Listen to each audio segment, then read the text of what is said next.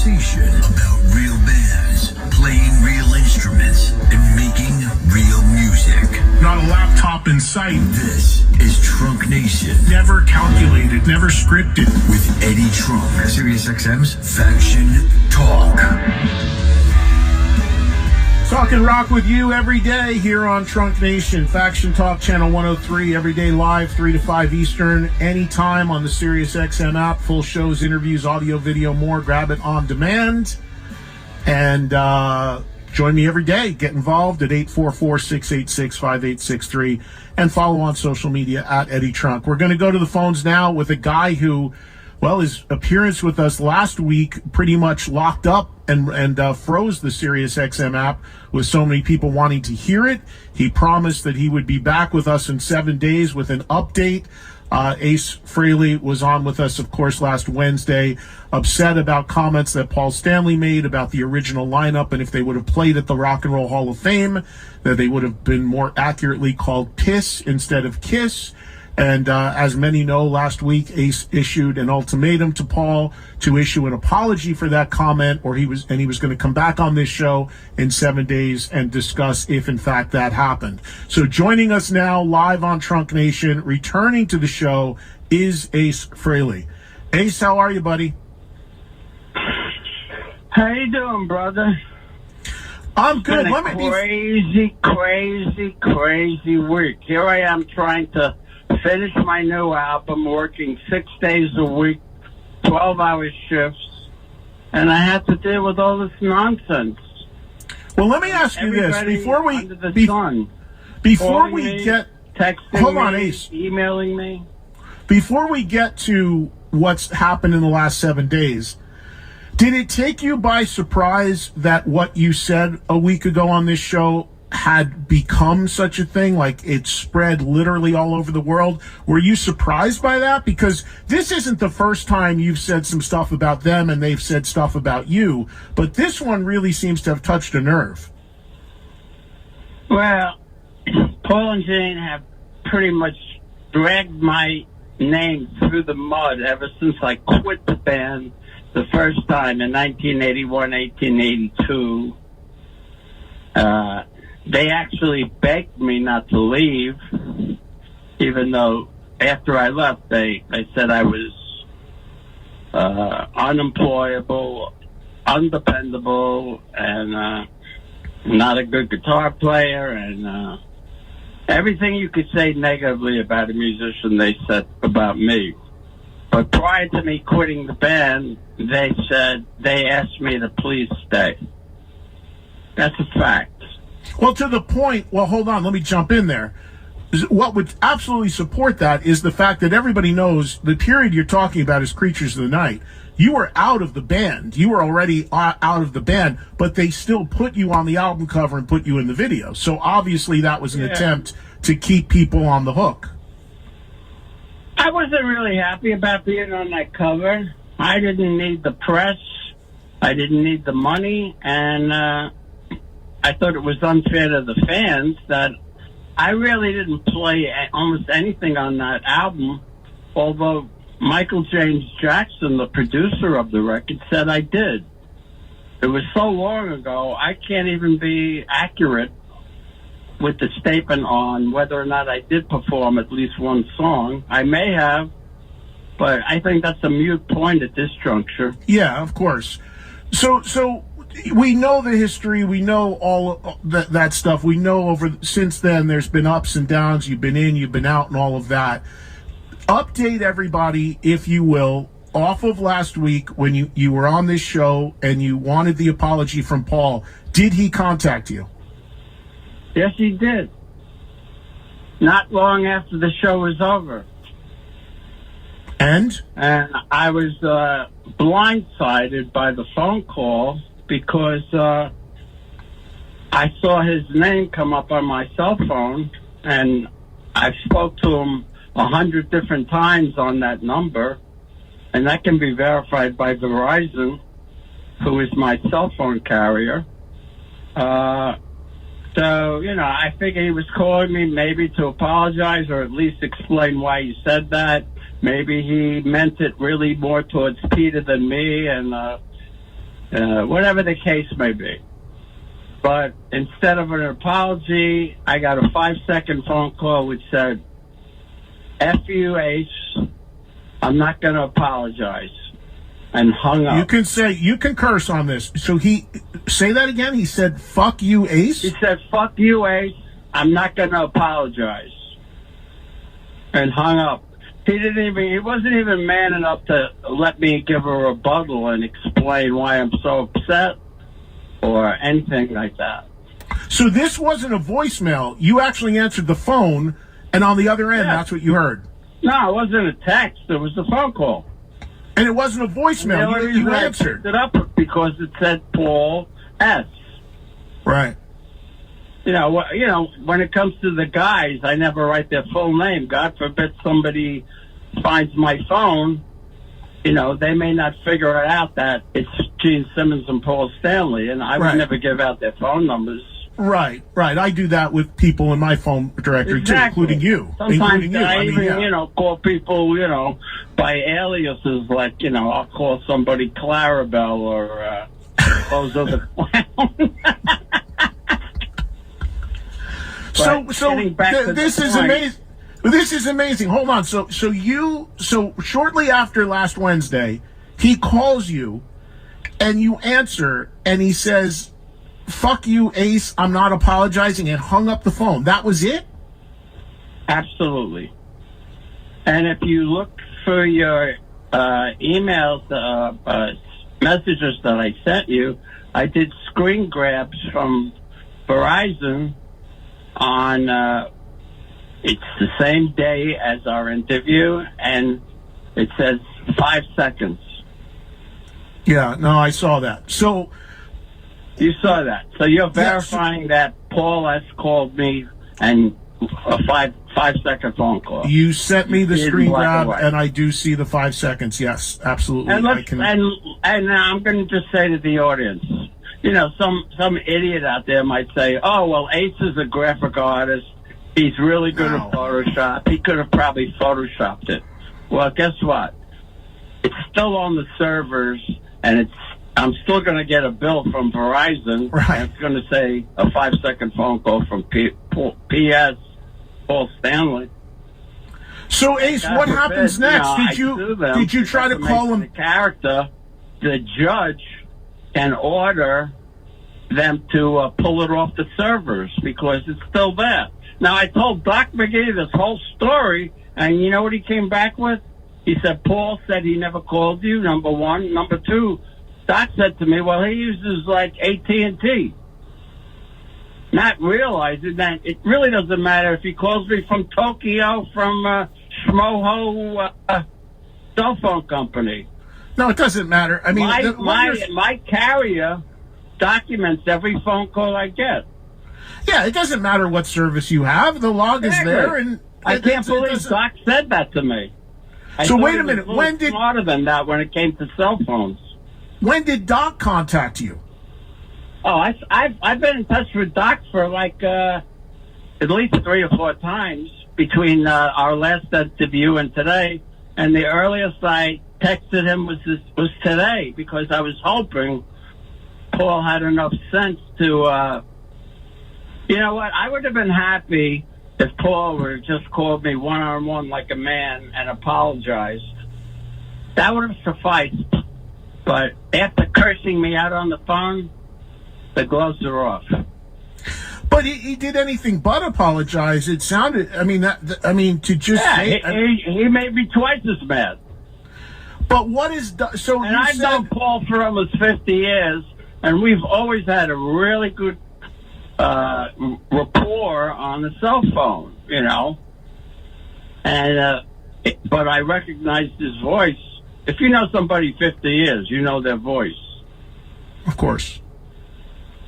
Well, no, I would never lie about something like that, and I can prove it. Well, of course. I mean, that's just it.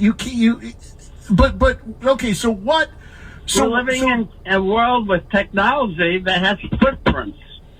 Right. So what does Doc? What are the conversations with Doc? Is he trying to calm you down, apologize for him? I guess, or just doesn't understand the way the phone system works. Above and beyond the fact that Paul Stanley is using an AT&T phone has no bearing on the fact that I'm with Verizon.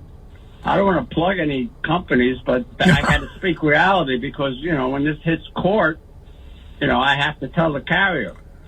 No, it's irrelevant what cell phone carrier it's defamation of character. I mean, what he said on the Howard Stern show is inexcusable.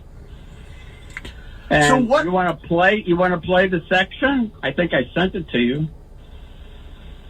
Of what? Howard's audio? All understand why I'm aggravated. Well, no. Most people, anybody that's a Kiss fan saw and heard Kiss on Howard Stern. It was well distributed. Well, yeah, but I can't repurpose that. Fans? Not a lot of times. My fans don't even give a shit what Paul and Gene say. They haven't listened to Paul and Gene's interviews since I left the band 15 plus years ago. But the interview with Howard's out there for everybody to hear. I can't repurpose Howard's interview audio on this show. But is that a legal issue? It's an internal thing. Yeah, we would have to get approval from Howard's team and all that. No problem. Just so the fans know, you can go on howardstern.com and listen to it. Yeah, you can watch it and listen to it on the SiriusXM app right now. And what really aggravated me, I didn't even know this because, I'm half deaf from playing through Marshall amps for 40 plus years. My friend told me the other day that after Paul said that, Tommy giggled. I'd have to look back at it and see it. I didn't watch it that closely. I actually heard it. I didn't see it. Neither did I. I mean, I was told by a second party, that was said. That's all I had to hear. Then I got really, really pissed off because in 2014, when we were being inducted into Rock and Roll Hall of Fame, I already had 2 albums under my belt, 8 years sobriety, and was touring. So Paul is trying to give the impression to the fans that I can't get up and play 2 songs. Is he out of his mind? I don't know what meds he's on, but something. It's not the same guy I knew 5-10 years ago. All right, so I want to just go back to... I'm not applying anything. I'm not saying he's on anything he shouldn't be on. I'm just saying I'm totally blindsided and confounded. I can't understand it. But I recognize his voice, so, it is what it is. It's very hard to make the case against you that you, and this is just fact. This isn't taking sides, just fact. It's impossible to say to anybody that you are incapable of performing live or making music when you have put out a record every year or two and you play shows regularly and you front the band and you perform, whether people know it or not. You're out there constantly touring and playing shows, just open for Alice Cooper. So yeah, that narrative doesn't work at all because the proof is there. It was a 5-week tour, 4 or 5 shows a week. Alice's wife came in and said, Ace, your band is the icing on the cake for the show. And I thought that was really a sweet commentary that she said. But Ace, I want to go back to the thing with Doc. So you said you have multiple conversations with Doc. What kind of stuff does he tell you? What did you guys talk about? Can you share any of that? Yeah. What did he say? Did he apologize for Paul? He his first response was, I spoke with Paul. Paul denied making the phone call. I said, Doc, I have the evidence. I did screen grabs. Laura helped me out. She goes, let me pull up your memory. And she pulled up Wednesday, and it said a 5-second call from Paul Sass. So I did a screen grab, and I sent it to Doc. And he goes, I'll call him back. He was on vacation with his family, from what I understand, in Mexico. I don't care if he was in Fiji. Doesn't matter. It's on the servers in the Verizon company. So what else? So initially Doc tries to say he didn't make that call. You have the proof that he did. Where does it go from there? I never heard anything further from Doc at that point. I called him again. I texted him again today. He told me that Paul has a different phone company, and which is pretty idiotic because it has nothing to do with on anything. No. It has nothing to do with my carrier. If I call him, it's on his server in AT&T, but I didn't call him. He called me. So he lied to his manager, and I think Doc bought it. So after that text, Doc never called me back. I was hoping he would try to talk some sense into Paul, because I don't bullshit. I tell the truth. Did you consider reaching out to him and trying to call him back? No, not after he cursed me out on the phone. Would you? The way I'm wired, my initial thing might be like I'd probably hit redial and be like, "Are you kidding me?" And probably get into it. I mean, I understand everybody has. With you, I texted him right back, and I said in the text, "Could you please repeat that? I didn't have my since I'm hard of hearing.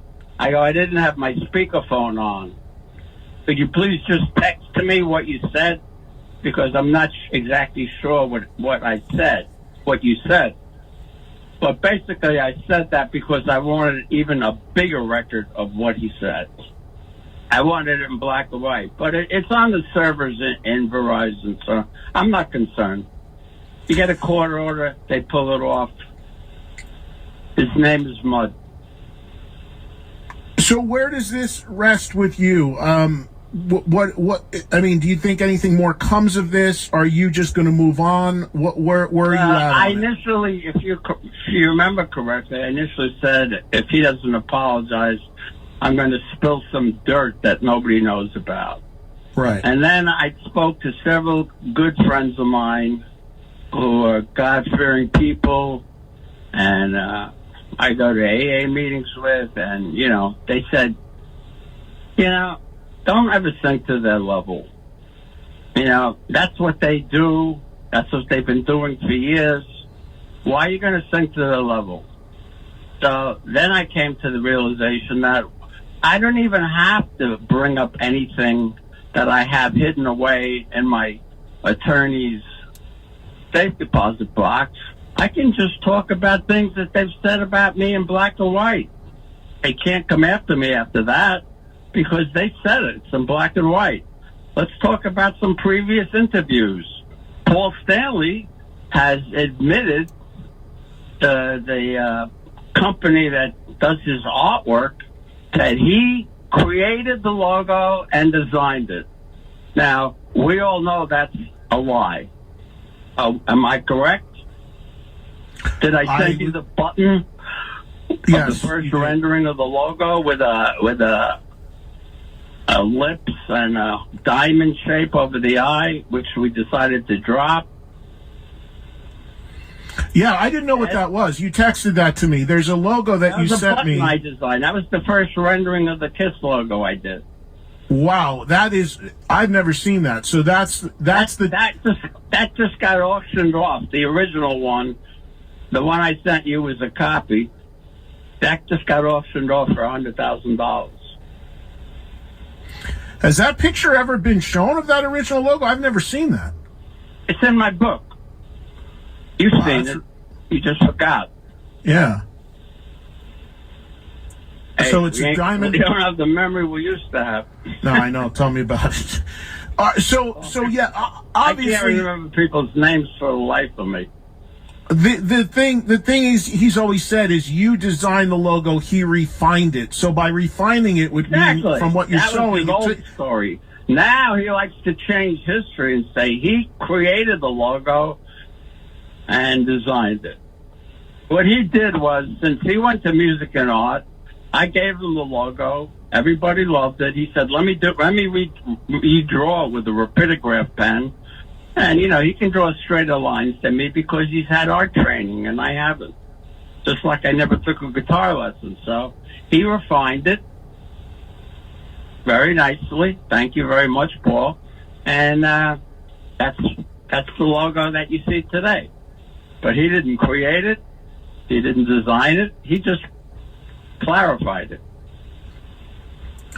And he admitted it in early interviews. I just couldn't find it between last week and this week because I'm in the middle of I've been recording 6 days a week, 8 to 10 hours a day. I mean, Jesus Christ. I got to be bothered with this nonsense. So it sounds like, and look, I told the audience before you came on that I also talked to you and thought that it would be best if you kind of took the high road on all of this because it just doesn't serve any purpose to get into the weeds. I agree with you. I'm not going to stoop to that level and start trying to change history and bring up lies or truths that sound like lies because I'm the only one that saw it. So it's their word against mine. I don't even want to go there. But I have it in a manuscript. So, Ace, let me ask you this. Because you sent me on text, you sent me a bunch of these screen grabs of all these headlines on over the years, in the last 20, 30 years, these guys saying stuff about you. You're drug addict, unreliable, I can't broke. remember anything. So No, I know. But I'm saying I'm scrolling through. Them online for the fan. Right, so I'm scrolling through, and I know what you're doing. I see you're compiling this proof and this evidence, so it doesn't sound like you're just making this stuff up. Anybody that, right? Yeah, right. Anybody that follows along in the KISS world, and there's many people that do, know that there's been a huge history of these guys either trying to diminish the importance of you and Peter, or taking shots at you, or whatever the case may be. I have a theory as to why they do that, but why do you think they constantly do it? Well, I don't know if it's the same theory I have, but what do you think? Then the current lineup is lifted up. There you go. Even though I can play rings around Tommy Thayer, Paul's statement on Howard Stern was, the current lineup has elevated the band to a level beyond anything. Listen to the first 5 KISS albums. Tommy couldn't play a solo and write a solo like me if his life depended on it. I mean, I agree with you that this is always about selling. Not that I don't like Tommy as a person. It's just that, reality's reality. Right. You're the guy who created all that, of course. But I'm the sound of KISS. Well, there's many people that would agree with you on that, absolutely. So the thing is this, though, that and I've said this many times, and this is kind of the case with most bands, but certainly in KISS world, it's about the sell now. So if you pull interviews from '96 when you and Peter reunited, all of that press all talked about this is the magic of the band. Everything else was just a substitute. This is the real KISS. Whenever now it comes it's about money, this. Paul will say anything, and so will Gene. If me and Peter are in the way, we get thrown to the wayside so they can make more money with the current lineup. When we're in the band, it's wonderful. It's great. They never played better. They never looked better, Give me a break. Going back to the Rock and Roll Hall of Fame thing, which I was at. I sat with you at that table. You were at my table. My friend Matt Swanson paid $100,000 for our own tables. God bless him. Me, you, and Peter, and yes, thank you, Matt. But the thing is this. The thought that you and Peter couldn't get up there and do 2 songs is ludicrous. If you would have rehearsal and worked it out, everyone knows you could have easily done 2 songs. That thing is taped. I was supposed to get up and play with Bruce Springsteen. I was invited by their lead guitarist. Who is the current lead guitar player with Bruce at the moment? He was touring Steven Van Zandt or Tom Morello. Yeah. Tom was in the band in the afternoon of the show, and he said, would you like to get up and do Highway to Hell with us? I said, well, I'm not familiar with the current arrangement. He said, just pull it up on YouTube, and you can get up, and I'll give you the first, 8 bars or 16 bars. I forgot exactly what he said. He had faith in me as a guitar player, like most people do. And, I said, sure, I'd love to. And if you remember correctly, I had my Les Paul under the table. I was against my knee, I know. Against you. It was, because Ace, your you knee? remember, well, yeah, because the guitar was between me and you under the table. And do you remember, we were You sitting carried it there. out for me? Yes, and you forgot your Hall of Fame statue, bag, which yeah, my bag. I went running after you with. I have a photo of that. But I remember we were Tell sitting me there because you remember Springsteen's band went into the Hall of Fame that year, and they were all talking so long on their speeches that the guy comes over. Yeah, the guy comes over and he says, "We're gonna have to cut the jam," and that's when you grabbed the guitar and said, "Let's go, we're getting out of here." And we left, and everybody was hungry. I remember it was a long day. Stay long enough to hear my friend Joan Jett get up and play with Nirvana, and then I walked out. I said, "I'm done." But going back to that night, which was the trigger for all of this, okay, the truth of the matter was that the Hall of Fame. What Paul said on Howard was truthful, that the Hall of Fame wanted just the original band to play because that's what was getting inducted, and they didn't want to do that. And if you remember correctly, I said on the last TV show we had a week ago from today, I told you that I got a phone call from Doc, Paul, and Gene, and they wanted me to perform, which is completely incongruous to what Paul said on Howard Stern, but you know, there is no rhyme or reason why they say what they say. They say what's ever convenient for them and makes them the most money. Yes, and my point, though, is that there's nobody that could argue that they couldn't have gotten you up there for a couple songs if they wanted to, and no matter what anybody's ability is and isn't, the bottom line is a few days rehearsal. There's no way the four of you guys couldn't have gotten through 3-4 songs in makeup, out of makeup. Rehearsal to get up and do a couple of Kiss songs. I could play those songs in my sleep. I've been playing those for 15, 20 years before I quit. Well, I quit. I did a 8-9 year run. I quit the band because they were driving me crazy. Then we did the Unplugged on MTV. They asked me to rejoin the band. Oh, but I mean, you want me back after you dragged my name through the mud and said I'm unemployable and undependable? Why? Because we made $250 million that year. That's why they asked me. But Ace, this is my point. You bring up the Unplugged. This is my point about the Hall of Fame. They absolutely could have played, because also everybody knows the Hall of Fame performances that's recorded and aired on HBO 2 months later. All of those artists go into the studio, they touch up audio, they remix it. So the quality of the performance, if that was legitimately their concern, is absolutely ridiculous, because it absolutely could have been dealt with and happened for a couple songs. And the fans who thought absolutely ridiculous. Right, but they say they try to rewrite history. Ace, I mean, hold on, let me finish this thought. I sent you some screen grabs where Paul says, in black and white, he created the logo, he designed the logo. I mean, is he trying to rewrite history? Well, that again, that serves the everything is about in serving black and white from a website.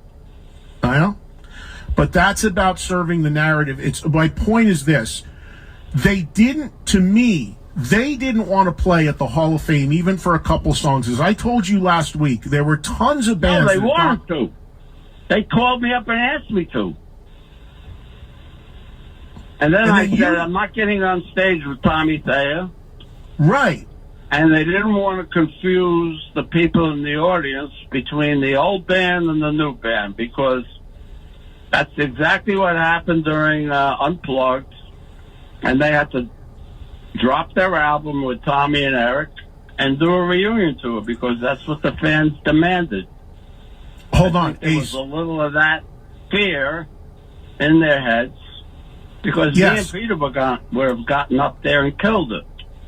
I'm trying to clarify something, though.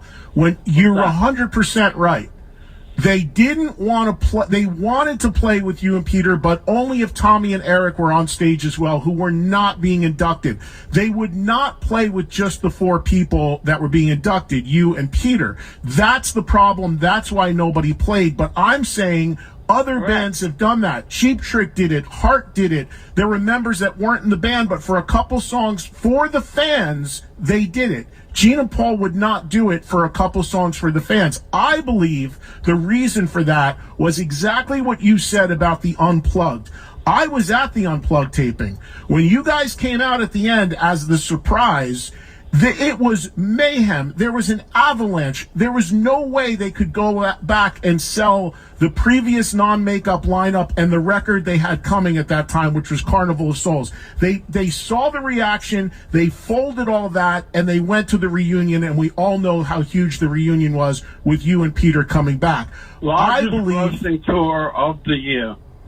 Right. I believe that they had the same concerns that if they brought you out at the Rock and Roll Hall of Fame, the original 4 guys, there would have been such a vibe and avalanche like there was in that room when Unplugged was shot that they didn't want to go back to. They didn't want to deal with it. I believe that was in their heads. Nobody can tell me. Absolutely. Nobody can tell me that you and Peter could not, at that point in your life, get up there and competently play 2 or 3 songs, even with a little rehearsal if needed. There's no way, especially when it's not live and it can be touched up. So it's... I wouldn't even need rehearsal. I know those songs like the back of my hand. I still get up and do Deuce and Cold... Well, I wrote Cold Gin, I wrote Parasite, you know. But I didn't write Deuce, and I love Deuce. It's the first song they played for me when I auditioned for the band, so it has a special place in my heart. But we created something really, really special. I designed my own makeup. I even helped Paul design his makeup. You know, his original makeup, he dressed like the dog in Little Rascals. He had a circle around his eye, and he's never given me credit for this, but I'm going to tell all the fans right now, this is the truth. I swear to God, on my daughter's life, I said to Paul, why don't you try a star? You know what? I never took credit for it because we were all brothers. We were all working together for the same goal. Just like Gene, I'm going to be the first to admit that Gene wrote the breakdown section in Cold Gin. Dun, da, da, da, da, da, da, da, bum, da, da. He never took credit for it because Gene loves me and I love Gene, and it was just, you know, all for one and one for all back then. Today it's just all about money.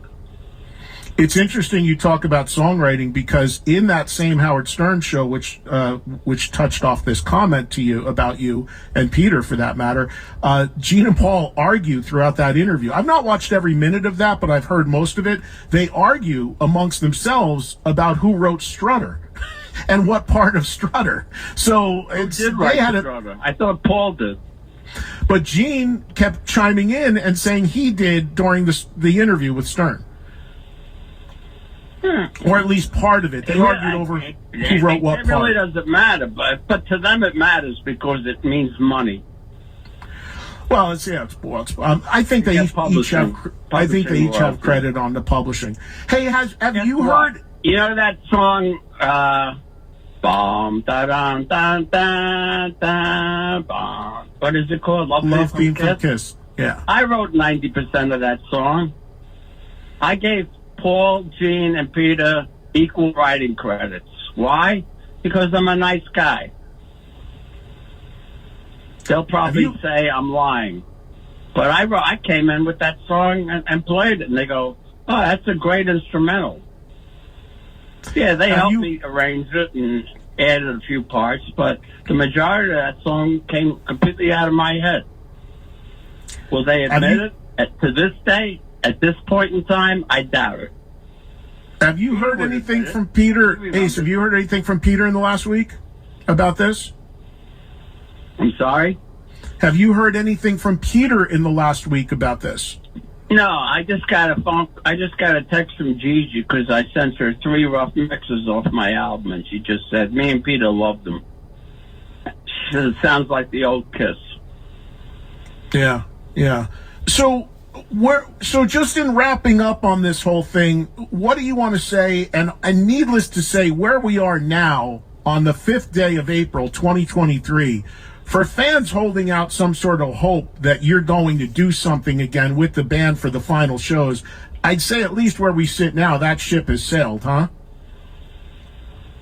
Not necessarily. Money motivates me, just like it motivates them, but I don't put money before God. So you would still be open to, you're still open to ironing this out. If I got $250,000 a night, and I can make $500,000 for playing 3 or 4 songs, 5 songs, I'd take the money. Well, you're being honest. Most people aren't that honest, but buy a Maserati. Most people aren't that honest, but you're being how most people think. They just don't express it. Yeah, no, I appreciate that. Guys ever again after what they've done, but money can change my mind. Look, I'm a capitalist. I grew up in America, okay? But I've never put money before people's feelings. Doc has said one of the obstacles. Money as much as the next guy does. Oh, of course. Money isn't my God like it is theirs. They're all atheists and all, whatever they can make, whatever they can do or say, whether it's true or false, as long as it makes them the most amount of money, they're going to do. Gene used to tell me, Ace, I'd dress up in a tutu if I could make $1 million. And he did when he made that movie with, what's his name, that German. That's true.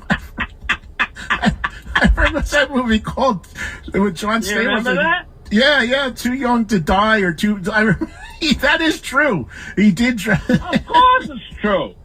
You know what I love about Gene? Gene tells you to your face.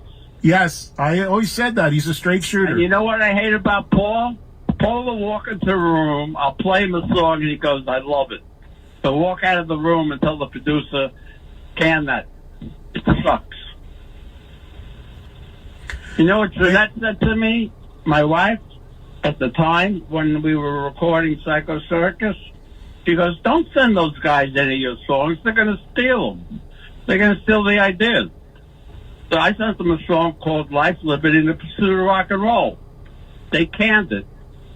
What happened? Paul came out with a song called I Pledge Allegiance to the State of Rock and Roll. Similar. Yeah.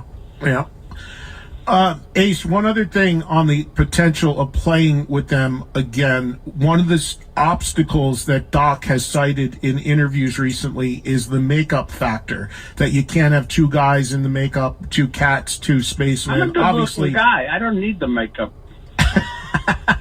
So that's my question. Would you go out on stage without it? That I'm the handsomest guy in the band. Would you go out on? He's God's gift to women. You better look in the mirror again. Would you go out on stage without the makeup if they were in it? Sure. For the $250, whatever. You'll go out in your underwear. You'd go up on stage for $250,000. I'd go in the tutu. Get me the tutu. And you'd wear a tutu. Hell yeah. And I'd like to address the anti-Semitic remark that Paul said. Did I send you a picture of Paul dressed up as a Nazi officer and with his arm up saluting Hitler? There is a photo that you sent me. Yes, I believe that was also in Lydia Chris's book. Yeah, and it's split. One is him in the Nazi officer's uniform, and the photo on the left is him raising his hand, his arm. Mm-hmm. Correct? Yeah, I've seen that photo before. Yes. Okay. And then under it, he accuses me of being an anti-Semite. When a lot of my friends are Jewish, I lived with a Jewish girl for 10 years, that crazy broad Rachel. I have an order of protection against her for 3 years. She took all her Facebook quotes down. She might be going to jail. It's unfortunate, but Paul and Jean gave her $200,000. Paul and Jean gave your ex-girlfriend. Paul and Jean gave your ex-girlfriend $200,000. Is that what you just said? That's what I heard.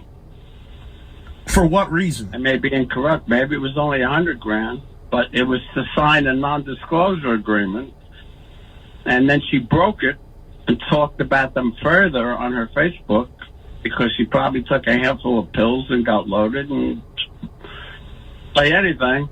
So I called up Kiss's attorney. I said, what the hell's going on? He broke the non-disclosure agreement. Why don't you go after her? He goes, Ace, it's better we just leave her alone because eventually people will just stop listening to her. Ace, let me ask you this. One other thing. And, I've seen this happen. I want to add a few other things. You told me I had time. Yeah, no. I want to ask you something unrelated to all this, but go ahead. What else did you want to say? Oh, I don't know. Look at all the things I sent you. Let me look at my notes. So you sent me a bunch of... Jean have both said in print that they fired me and I did not quit the band. We all know that is a lie. Thank you, guys. You know how to lie. But you haven't done a record in 8 years. But I've done about 6. What's the problem? Did you lose your creativity? Thank you very much. I'm looking at a screen grab here from iHeartRadio with a headline that says, Kiss's manager says Ace Frehley likely to show up on band's farewell tour. Yeah, and that was said so they would sell more tickets because they weren't selling out every show. So they told Doc to say, oh, we invited Ace on to come up and play a couple of songs. So more people bought tickets. Ace fans said, oh, wow, Ace is coming to the show. He's going to play a couple of songs. I'm not going to miss that. Look, they do all these underhanded little things that subliminally make people think I'm going to be there, but I'm not. It's dirty pool. I think it's very, very misleading, and it almost is on the brink of breaking the law. There's a lot here about them always saying how you and Peter threw away everything, threw away potential, the drugs and all of that. I know. You own all that. Did you see the headline where Gene goes, Ace and Peter are poor? That's why we both live in mansions. That's why I have a beautiful fiance. That's why I have 4 cars in my driveway. That's why I have a $150,000 recording studio in my basement with over 100 guitars. I'm poor. Didn't you know that? But Gene, I don't have the money you have, but I'm not poor. I can guarantee that. Well, yeah, poor is relative to your finances. That's for sure. Ace, is there? I've seen stuff like this happen throughout my career with people in bands. These divisions and as severe as this. Oh yeah. Oh yeah. For instance, well, like the brothers in the Black Crowes, although wasn't public. I mean, they fought. Look at the brothers in the band Oasis. I don't know if you know those guys, but they snipe at each other constantly in the press, and it's a bad scene. I mean, there's been stuff like this has happened, but at the end of the day, you always see what you referenced this before. What you guys created is so iconic and enduring that there's among the it's four gonna of go you. on for another 100 years. Absolutely. After we're all long gone. So absolutely.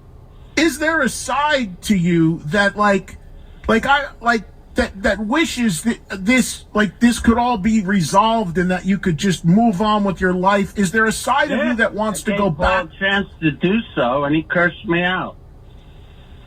All right. You figure out Paul's brain and then tell me, because I have no idea what the hell's going on in his head.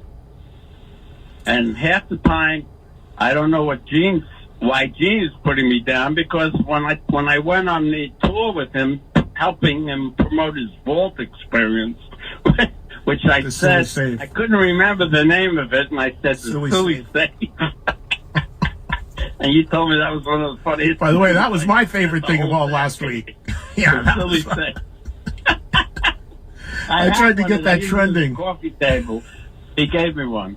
But look, the bottom line is this. Deep down in my heart, I love those guys, because we created something so special.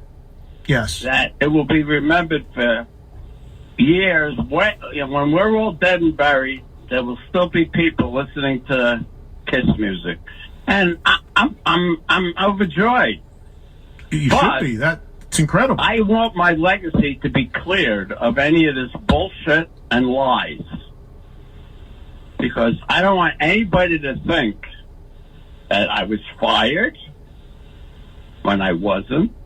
I don't want anybody to think that I'm an anti-Semite, because I'm not.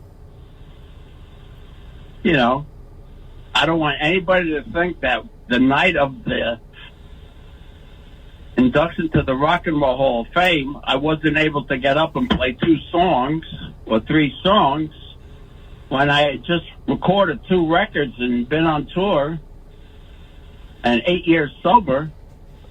That's such a falsehood. That's what started this whole thing. Everybody said to me, hey, they would call me up going, Ace, you're finally standing up to them. Well, that was a little too low. That was hitting below the belt. They can say, Tommy's a better guitar player than me. Yeah. Dream on.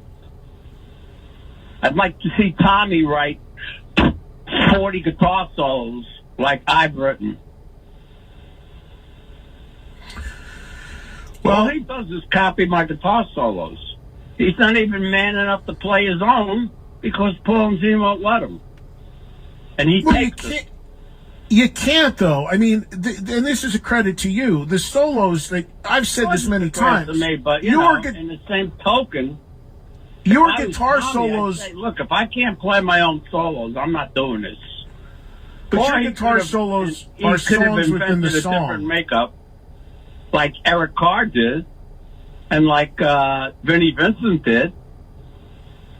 Why couldn't Tommy have a new makeup? I wouldn't have a problem with that. I agree completely on that. Can you figure that one out?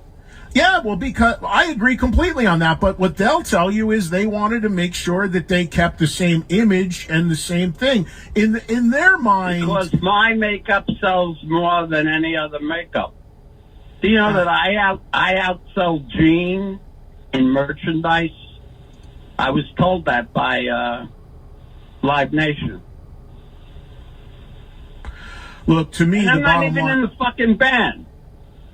To me, the bottom line is those guys should have had their own makeup, and the narrative that, well, it wouldn't have sold with that because of, look at Eric and look at Vinny, that's nonsense, because at that period of time, it didn't matter who was in the band. Kiss was at such a rock bottom level that nobody was going to care.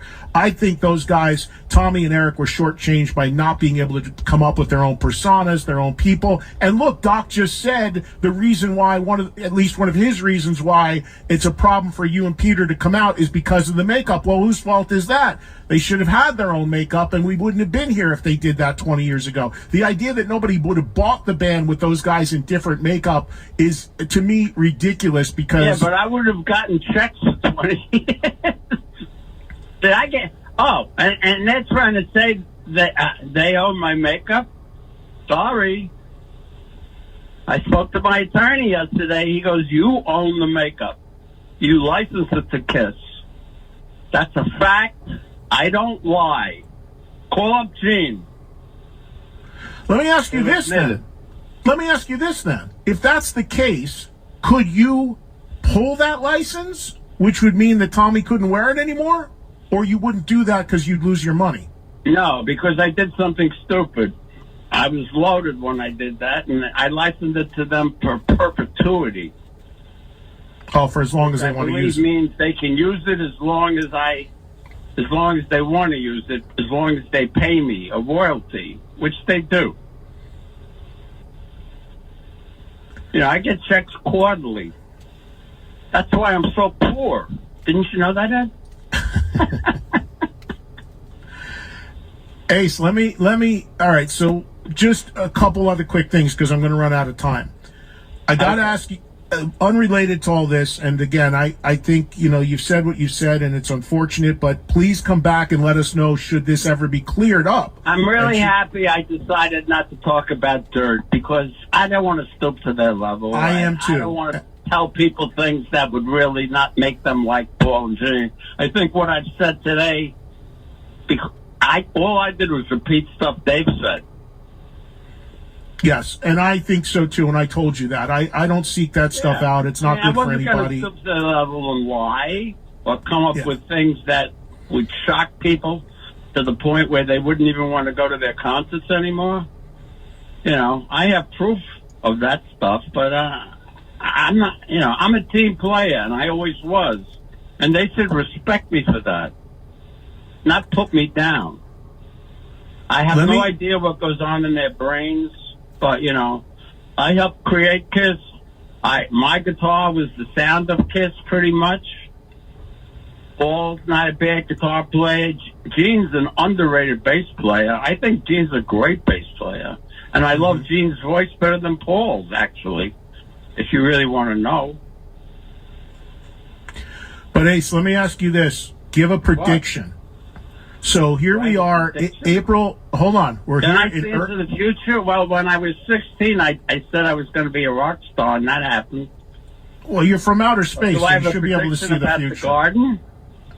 Well, let me ask you a question. Just one thing. What? Here we are, early April 2023. Allegedly, the last ever Kiss shows are early December of this year. Yeah, you believe that like I believe, the moon is going to turn green. Right. Well, I'm with you on that because I don't believe any farewells ever from anybody. The proof is there. But hypothetically, so assuming that is the last, those last two shows, as we sit today, what do you give the odds of ever being on stage with Kiss again at? 50-50? What would you say? It all depends on money. If I get a formal invitation with a check, I'll be there. But they've got to have deep pockets because they got to make the offer. They're going to have to pay for it. And they've never made a formal offer. Pay me, I won't be there, ladies and gentlemen. But I'm asking you, they've never made a formal offer to you at all, ever, about coming back for it. Not.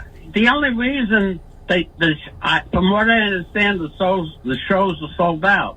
The only reason they sold that is they made innuendos that me and Peter were going to be there. They invited us. I wasn't invited. They lie all the time. Haven't they said we're inviting Ace and Peter to come up and play? Multiple times, or at least me? Multiple times, yes. Multiple times, okay. So people bought the tickets. But I haven't been given a formal invitation or given an offer monetarily. And I'm probably not going to get one now after this interview. And guess what? I don't give a shit. My legacy is the first 6 or 7 albums. I don't know. You know, prior to Creatures of the Night is my legacy, and it will last from now till the cows come home. And it's no surprise that's the legacy from my mom. She grew up on a farm in North Carolina. And that's period is the period they focus on and sell without question. Hey, real quick, I saw on your social media you went to see the Neil Bogart movie Spinning Gold. I had the director on about a week ago. I'm curious, as a guy who lived that and knew Neil Bogart, what were your thoughts of that movie? I liked it. Did you feel it was accurate? I thought a lot of it was accurate. Unfortunately, they kind of left me out but that's okay. You know, Paul and Gene had lines and stuff. And I would bet dollars to donuts that Paul and Gene probably said, yeah, you can use the logo and stuff as long as we talk and have lines, but don't give Ace any lines. They want people to forget about me. They want to promote Tommy, but how could Tommy be in the movie when he wasn't even part of the band at the time? As somebody I used to party with Neil Bogart. Neil Bogart loved me. And I loved Neil. I never had a problem with Neil Bogart, and when I watched that movie, it reminded me of all the fun I had with Neil. He was a great guy. And the only thing I regret is that I didn't go to his funeral because I was kicking drugs at the time, and I was too sick to show up and get on a plane. And I hope Joyce is listening, because, Joyce, I'm apologizing to you because I'm not sure you're aware of that's the reason why I didn't show up. But I was too sick to get on a plane. If I was healthy, I would have been there with bells on.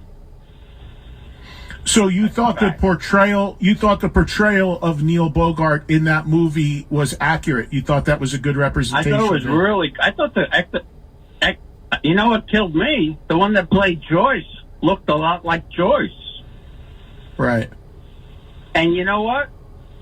After watching that movie, if it's as accurate as it says it is, Joyce was a lot sharper than I thought she was.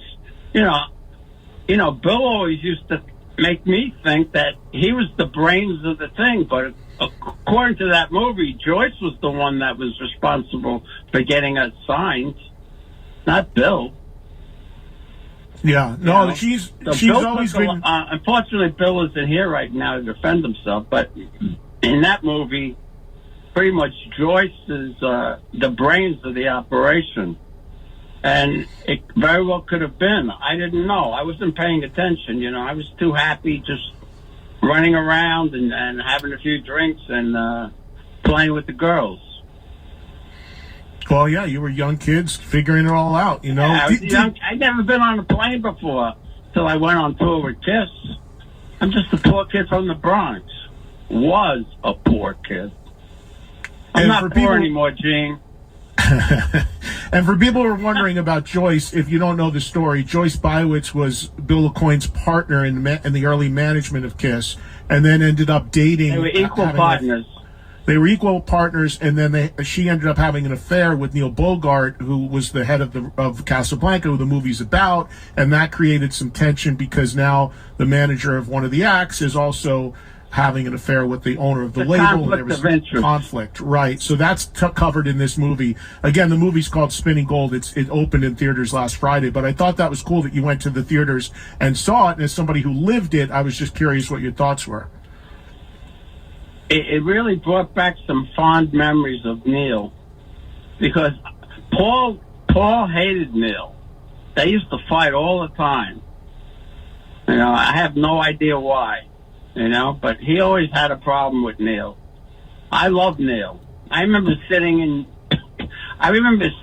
Gene's apartment, and it was me, Gene, and Neil Bogart, and we were discussing this, that, and the other thing. And all of a sudden, you know, Neil pulls out a 2-gram vial of Coke, lays it out on the table, and me and him snort a couple of lines of blow, and Gene's just sitting there like an idiot, looking, going, okay. Wow. You know, that's the kind of guy Neil was. I didn't know Neil Bogart. Drugs, he liked his booze, and he liked his women. You know. Yeah, I didn't know Neil Bogart, pretty much but the same way until I found the right one. I found my soulmate, you know, and now I've settled down, and I've been sober now almost 17 years. I'll be sober 17 years September 15th. God bless it. Knock on wood. Yeah, congratulations, man. Is it still hard for you or no? Excuse me? Is it still hard for you to stay sober? Do you ever have problems? No. It's you know, my life in the last year or two has been going real. I mean, I just came back from California, 8 sold-out shows in bad weather where there's mudslides. The clubs were still packed. Yeah, I'm playing clubs, not stadiums. Okay, big deal. I'm still making money. Well, listen, buddy, I got to wrap this up. We went for over an hour here, and I appreciate the time. I think you did the right thing here as far as taking the high road and not going into your notes or whatever it is that you have in that lockup. And I just wanted to say one other thing. Did you see the interview that Doc did with Thinking Stanley? Doc admitted in the interview that they use backing tracks. Yes, he admitted that Paul sings to a track on camera. Yes, we've talked about that. Yeah. Just so the people that buy tickets to see Kiss know that they're not getting a completely live show. Well, that's in fact, a huge... one kid sued Live Nation and said they wanted a refund, and guess what? They got it. Yeah, I had heard that story. This is something that I story. I looked into it. This is what for a live concert. Hey, look at the interview with Gene, 2015. He goes, I have a problem with a band, somebody paying $100 for a ticket and the band isn't live. But he changed his tune real quick when they started playing stadiums and making millions of dollars, because money is God, not integrity. If I lost my voice, I didn't say Paul lost his voice. Paul can still sing. He just can't sing like he used to sing. He can't hit the notes he used to hit, and that's understandable. Most singers over 70 can't. But what I used to do, if that happened to me, I'd hire a lead singer and just concentrate on my guitar playing. Big deal, But using backing tracks, come on. Well, look, I will never do that. Thank People God pay for a live show, they're going to get it from Ace Frehley. I couldn't be more. I don't care who the band is. It's something I've been on a soapbox about for years. I don't it's an care epidemic. if I'm playing for a 300-seat bar. What you hear is live. To me, I don't play 300-seat bars anymore. To me, the true death of rock and roll, if you really want to think rock and roll is dead, it's all the bands that play to computers and can't jam, and there's no margin for error, and you're hearing a tape. I've heard some it's stories. Sick. It's sickening. And it's very disheartening to me. Sickening. I have zero interest in seeing it or hearing it. How can you pay $1,000 for a front row ticket when the guy is not singing the whole song? It's not just singing. Some bands have instruments, guitars, bass, the drums, the keyboards, it's insane. And if fans don't I don't want to name the bands that I know for a fact do it, because I don't want to get them in trouble, and I have nothing to do with them, and I have no bug with them. But, Paul and Gene, we have a problem. They've said some shitty things about me, and now I'm going to, say some shitty things about them because I'm pissed off. But everything I've said today is public record. Look up the interviews. Guaranteed. 2015, Gene says, I have a problem with backing tracks. They're on YouTube. Oh, I know. Paul's talked about it in the past, too. Other bands that have other guys singing the parts and all that. I know. It's insane. Why doesn't he just get another singer to help him out? Dress him up as a kangaroo. I don't know. On that note, I got to go because I'm almost out of time. But thank you for coming on again. By the way, the new album I'm recording, and everybody can hold me to this, it may be the best album to date I've ever done. I think it might top my first solo album with New York Groove. That's coming from the horse's mouth. When it comes out, we will do another show on that, of course, and we'll talk all about the record when people can hear it. Yeah, man. Thank you so much, Ed. You're a gentleman and a scholar, and it's always a pleasure being on your show. And thank you, fans, for listening. Every word I said out of my mouth is true. I might have joked around a little, but all the statements I made are factual, and you can look them up on YouTube. All right, man. I got to go. I'll be back in Jersey next week. I'll hit you up. Hey, I want you to come over for a barbecue, brother. Yeah, I want to come hear the record too. This is So I'll getting hit, warm. I know. I'll hit you next week. Laura's parents just came over from Greece. Her father just turned 90. You got to come over and meet them. They're a riot. I'll be there. I want to come next week. We'll do it. We'll set it up. Okay, you got you. After Easter, around Easter. Yeah. Okay. All right, man. Thank I'll you, talk Ed. to you soon. Thank you, Ed staff. Thank you, fans. Thank you, people that aren't fans. At least you've been informed of reality. I know these days it's kind of hard to tell the difference between reality and non-reality. But be that as it may, we'll end on that note. And thanks for having me on, buddy. I'll talk to you soon. All right. We'll see you. Thanks, Ace. Thank you. Bye-bye. Bye-bye. There he goes. The one and only. I think, look, there's a lot of what Ace said there that obviously has been talked about before. And I want to tell you what happened there so you know. Ace, all those things that Ace said, he sent me a bunch of screen grabs I have via text of these stories and articles where to support what he said, where Gene and Paul have said these things about him. With in print, Doc saying he's going to come back to the band, all of this stuff. So what he's trying to do there, he sent me the screen grabs of the cell phone of the 5-second call. So what he's trying to do there is just provide additional proof to me and anyone that wants it. As you could hear, very sincere. It's very important to him that what he's talking about is not people take as being truth. And he actually went to the length in the last day or so to accumulate screen grabs and links to support what he just said. So he's, kind of buttoned up on this in terms of anybody that's going to say any of this is embellished or taken out of context. Again, we know that last week when he came on, he claimed he had all this dirt and would destroy his, Paul's career and these things that he has in this manifesto or whatever it is. It sounds like I can tell you I advised him against doing that, as it sounded like other people did, and I'm glad that he did not do that. Everything he said has been out there and is documented. So to get into dirt and try to take people down and stuff that's not public or getting really in the weeds, again, I don't think that's a smart thing to ever do, and I'm glad he didn't do that. And I will close by saying this just again for the record, as I've said repeatedly, any and all former or current members of KISS are always welcome on my show. Always. Always have been, always are welcome. I can only talk to the people who will talk to me and come on. So, lest anyone, I only get one side from Trunk and this and that.